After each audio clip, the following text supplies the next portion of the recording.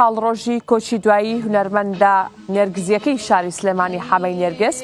پامنێری یافەمیدیا چۆمان مەحموود چۆتە لای یەکێک لە گەنجە دەنگخۆشەکانی شاری سلێمانی کە پێشتریش زۆر جار لە بۆنە و یادە تایبەتەکانی تایبەت بە حەمەی نێرگس سازکراوە. چەندین گۆرانی تایبەتی ئەو هونەرمەندەی گوتووەتەوە بە خۆشی دەڵێت پێشتر حەمەی نێرگس لە نزیکەوە پێی ئاشنا بووم و بەگشتی کارەکانیم لە نزیکەوە بینیوە و دەڵێ گۆرانیشمان پێکەوتووە. پێکەوە دەچین گەبستی و دەنگەر دەبین کە دەنگی نزیکایەتێکی باشی هەیە لە حەمەی نێرگزەوە و بە دەنگە تایبەتەکەی ئەمڕۆ لە 12 ساڵی کۆچی دوایی هونەرمەند حەمەی نێرگزدا یادی دەکاتەوە. لێم مەپرسە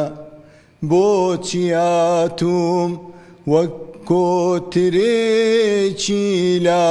نەواز تەرەومانوم هاتووم لەناو چاوەکان تا